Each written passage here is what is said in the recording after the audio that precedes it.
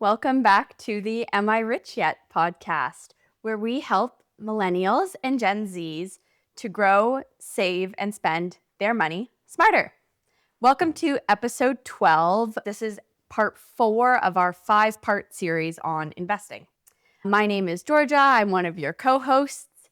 I myself am a Gen Z. I'm currently an MBA student and, navigating my personal finances.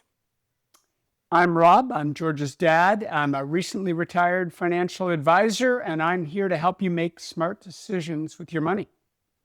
Awesome. Thanks for that introduction. Now, we're going to kick things off here. I'm going to throw a question at you just to get ourselves warmed up. Okay. So my question to you is, what is one of your favorite quotes of all time? Does not have to be money or finance related, just a quote that's stuck with you, whether it's something you heard 20 years ago or yesterday. Give us a quote. Probably one of my favorite quotes is, we spend a lot of time in our life worrying about stuff that may or may not happen. And I love the quote, "This too shall pass," because eventually everything just passes. And, right now you're injured. This too shall pass. 6 months from now, you won't be worried about your injury. You'll be worried about something else. And in investing, once we start talking about the news and all that sort of stuff, that will become more important because you have to understand this too shall pass. I like it. And you even tied the quote into our content today. I did. I'm not a rookie at this podcast game, Do you have a question for me? No, I don't. Ask me All right, we're just going to get right into it. We got a lot of questions we got to cover. In most of our episodes, I'm the only one asking you questions, so you got to ask me a question. No. Fire the question back. Okay, what's your favorite quote? Okay, the same question. Do you know what? One of my favorite quotes is, "Sometimes you have to be brave enough to break your own heart." And it's not necessarily money or finance related, but that's a quote that one other thing that everyone experiences in this world is heartbreak. Yep. And it's a quote that I say to my friends when they're going through a tough time in their relationship or they're feeling heartbroken. And it just kind of gives you that bit of inspiration that sometimes the things that are hard to do are the right things. And that's my quote. Sometimes you have to be brave enough to break your own heart. The good news is if you find the right partner, you don't really have to break your heart anymore. True. Okay? So that's my second quote of the day. Okay, find the right partner. You heard it here first. Okay, let's go. We got a lot of questions we need to cover. I want to do a deep dive on these. Okay, awesome. So like I said, we're on part 4 of our 5-part investing. This is where we do a rapid fire style where I ask my dad questions that we got directly from you, our listeners, and he'll respond to them. We are going to start off with this question that, looking at it, it comes from one of my closest friends. She's a really smart girl. She's probably one of the smartest girls that I know. And this is her question. "I have $100 sitting in my checking account because I'm too lazy to do anything with it. What's the easiest way to make money? To make it make money?" So we'll start with the basics. The worst place to have it is in your checking account. At the very least, you could move it into a high-interest savings account. It's called a HISA, high-interest savings account. And at least you're going to get the highest rate of return for cash at that point. You could then look at a money market account, an ETF. You could do what's called the GIC ladder, where you got some money maturing every year. But as we've discussed, those are really conservative strategies. You're not going to start making a lot of money. If you don't need that money, if you can just invest that money, I'd put it in 100% equity or at least 80% in equity and just watch that thing start to grow. Will it go up and down? May it drop to $80,000 at one point? It may, but 5 years from now, it'll probably be at least 120 or 130,000. You just have to get the money to work. You worked hard for that money, get it to work. That's the simple answer. Don't leave money sitting around doing nothing, sitting on the couch. Got it. Get out and do something with it. Okay. Okay? I think you probably, a lot of the listeners are going, "I wish I had $100,000 in my checking account." So you're in a great position. Take advantage of it. Make it an even better position. Yep. But you answered the question in its truest form, which was, what's the easiest way to make money on it? And you said if you have that opportunity to invest 100% of it, then you should be investing it in equity. Absolutely. That's where the growth is. Okay. Let's move on to question 2. I want to invest my moolah, but no idea where to start. We've covered parts of this in previous podcasts. You got to start with your why. What are you trying to accomplish with it? And even the previous question was a little bit about that. What's your why? What do you want to do with it? Again, we're back to housing. Are you saving for retirement? Are you saving for a big purchase? Or are you just investing for growth? Once you've figured that out, the rest is pretty easy. Again, get that money working for you. So, I want to invest it. Where to help? You may start with a bank, and I would use their online stuff first rather than the bank. You don't probably need a bank advisor. Your account may be too small for them. Right now, they're basically not compensating any of their advisors if they're working with accounts under $100,000. And they've recently raised that in some of the banks to $250,000. So they really don't want their advisors working with the smaller clients. And that's just a bank decision. So robo-advisors are another opportunity as well, and it's a good place to start. So those would be my suggestions on getting your money to work for you. Okay, great. So sum it up quickly. 1, decide on your why. Yep. Number 2, look at what different options you have. Maybe you've got a good friend who's got an advisor. Reach out to them, right? Ask around. Who do you think is pretty good with their money? Talk to them about what to do. Get some help. Let's move on to the next question here, which is, where is the best place to invest your remaining income after expenses, which is 1, half risk adverse, and 1, half very risk tolerant, to be able to diversify your portfolio slowly? Okay, so we got a 50-50 blend, call it a balance. We're taking half of that money, we're putting it into fixed income. Fixed income could be cash, high interest savings accounts, bonds, or GICs. Lots of choice there, and we talked about the advantages and disadvantages of each. Part 2 is the other half. The 50% needs to go to growth. It should probably go to 100% equity in an extremely diversified, low-fee ETF or mutual fund. And then just let it do its thing. You own great companies. Imagine if you actually owned those companies. You owned 100% of those companies. You'd be a multi-trillionaire.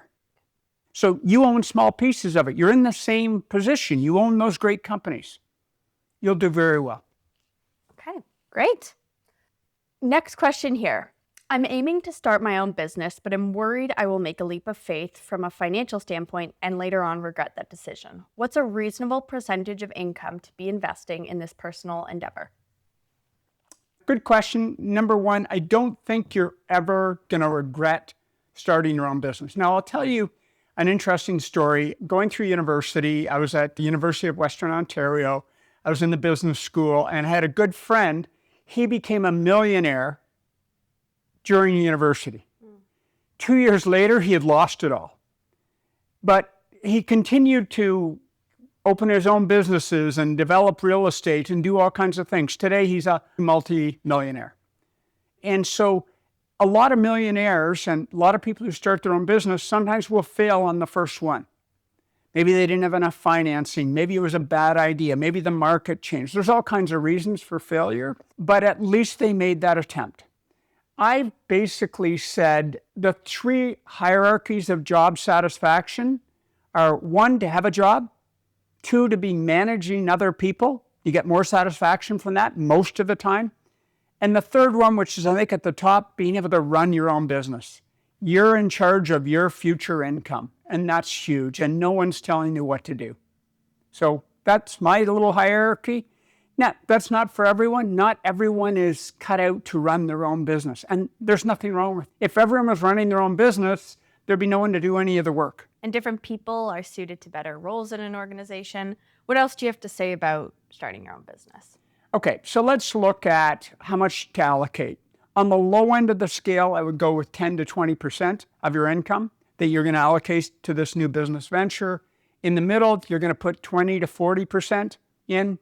And on the high end, you're going to take 50%, maybe up to 80%. You want to leave a little bit of a buffer. You don't want to be allocating all your business to this new business, just in case. Because lots of businesses fail. We only see the ones that survive. We forget all the ones that close down. Yep. Even ones that achieve success eventually close down, okay? So, great idea, start your own business, put some money behind it, put your heart and soul into it, and let it see where it takes you. Yeah, and I like that you put some numbers, some concrete numbers, depending on your risk profile and how much risk you want to take on in this endeavor. So I think that's a great answer. I think the listener will be pleased with that response. When you're putting your money into your business, invest what you can afford to lose. You've always got to look at the upside, but you have to look at the downside. What happens if I lost all of that money? Could I mentally deal with it? It would be rough, but you rise up, next day the sun's shining, and you go at something new. Yeah. Okay. Got it. Next question here. My portfolio lives almost exclusively in Wealthsimple, FHSA, RRSP, TFSA. Do you have any advice or recommendations on investing through one of the online platforms? So we touched on this, I think, last podcast. They claim they do everything for free trades, which are great, but somehow they're making money. And how they make money is if you're trading your account a lot. You're buying this, you're selling that, you're moving money around. When in between trades, your money is sitting in cash in the account, they earn interest on that cash balance. You don't earn interest on that cash balance, they do. That's where they make a lot of their profits. And if they're managing money on your behalf, they're charging a fee for it, they're making money on that as well. So always understand how someone is making money. Like if you go into a store and they're selling you an item, how are they making their money? If you're buying a $10 item, hopefully they bought it for $3 or $4 and they're selling it to you for 10. Even when it's 50% off, they're selling it for $5. Well, they only paid $3 or $4 for it. So they're still making money. Yeah. Or sometimes they just want to blow it out and get rid of it. So just always understand what the profit motive is, but try and avoid playing with your money, trading it, doing all of that. That's what gets you into trouble. Anything else to say about that, or should we move on to the next? We've talked about this before. Avoid managed money. Avoid someone trying to pick stocks and bonds on your behalf. It doesn't work very well over time, and you're better to just buy the market. You're far better to just buy the market. I used to believe in active management. I don't believe it and I haven't believed in it in 20 years. I pay no attention to it. And I've got some great friends that are active managers. That's what they do for a living. They're always angry at me because I just don't believe in it. I had enough evidence where my clients weren't doing well because of active management. And it wasn't that we had bad managers. It's just that the fees were too high, and over time, the underperformance shows up. And so the opposite of an active manager A passive manager is a passive manager. Just buying the market index. The index. That's right. a great strategy. It's tough to. Yeah. It seems crazy that it's tough to beat, but the world's too complicated. You think I got the smartest manager in the world. Trust me, there's someone smarter that you're trading with. It's like when you go to buy a stock. Who did you buy the stock from? You probably bought it from a professional manager who was selling the stock. You thought you had more information, more skill, more knowledge than that person. You don't. You're playing at the top. An amateur hockey player tries to go and play a game in the NHL. They're not going to score a goal. They'll be lucky to touch the puck. Buy the index. Buy the market. Buy the market. All right, next question here. This is our second last question. So, I'm afraid to invest my money in tax advantage accounts that I can't access for long periods of time, like an RRSP. I prefer to invest in high yield accounts, 4 to 5.5%, so it's safe and can be accessed at any time in case I want to use a large amount of capital for a purchase, like starting a business, investments, etc. Is that a good way to go, or would you recommend a different strategy? So if you're afraid, money into an RSP isn't lost forever. You can always take that money out. And if you're starting a business, typically your income is going to be really low when you're starting that business. So you can bring that money out of an RSP into your income in a year where you're not paying much in tax anyways. That's why you could put money into an RSP, Plus, we've talked about, you got more money to work with because you got your tax savings back. First home savings account, a little more restrictive. So I understand that if you have no plans to buy a house anytime in the future, then maybe that's not a good strategy. But you've got your tax-free savings account. So those are all tax efficient investment strategies. Putting it in cash, paying taxes and having to keep ahead of inflation, you're not growing your money, you're basically treading water. And in many cases, depending where interest rates are, you're losing money. Today, cash is paying you 3%. Inflation is 2.5%, 2%. So after inflation, you're left with 0.5%. After taxes, you're losing money. People don't get that. They think they're making money. They're not. They're losing money. They're losing purchasing power. Next year, if they started the year at, say they had $100,000, if they invest in cash, the next year they don't have $100,000 of purchasing power. They've probably got $99,500. They lost 0.5%. And that's what kills you. It's safe, it's secure. You're not going to grow your money that way. And so for the people like this writer who don't like the inability to access the money that they have in RRSP for a long period of time, what do you have to say about that? Is that just a misconception, or is it? It is. You can access it. In a low income year, you can access that money. Okay. You lose that contribution room, which is why I like the TFSA better, because you don't lose that contribution room. If you take money out of a TFSA, then next year you can put all that money you took out back in. If you had $130,000 in a TFSA, next year you could put in a new contribution of $7 plus the whole $130 back in. Yeah. Next year. Okay? Got it. But there's still lots of flexibility with it. And at least your money's growing free of tax. Even if you're in a high interest thing, at least you don't have to worry about the tax drag. You only have to worry about the inflation drag. That takes us to our last question. The writer writes in, I'm 27. How should I be saving and or investing my money? What account should I have?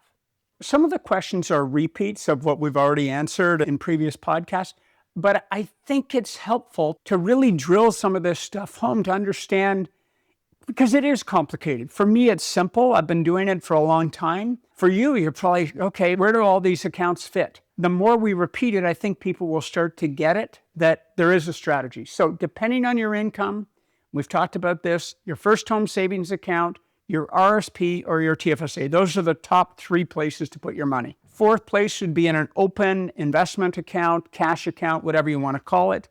Start with an initial lump sum. So whatever you've got sitting in cash, that one person had $100,000 sitting in cash. And then start adding to it every month with what we call dollar cost averaging through what's called a pre-authorized check, PAC. Okay, so those are the terms that you would use, and you can set that up in minutes with any financial institution. Okay, invest in low fee funds and make sure it's globally diversified. Don't try and get fancy. This is where you'll make, I think energy is going to do well, or I think mining companies are going to do well, and there's some startup mining companies. Now you're gambling again. You're taking on too much risk. There's great returns to be had just by investing in the global stock market. My average return on our family's accounts for the last 20 years is 9.5% a year. That's hard to beat. And I haven't played with it. I haven't touched it. We invest all of our money in one fund. That's it. Yep. Globally diversified, low fee. There we go. Okay. That was the end of a TikTok teaser that we have yet to. But I think you said something important there. This language, because it is a different language to some people that either have never read about this, didn't learn it in a degree somewhere along the way. For you, it's simple. For others, it can be complex. I think the reality is a lot of the stuff we talk about in this podcast isn't that light and breezy. You're driving and you're just having a mindless podcast episode on. There's some important information in here that for some people, it might take a couple listens. Sometimes you might have to listen and write some things down.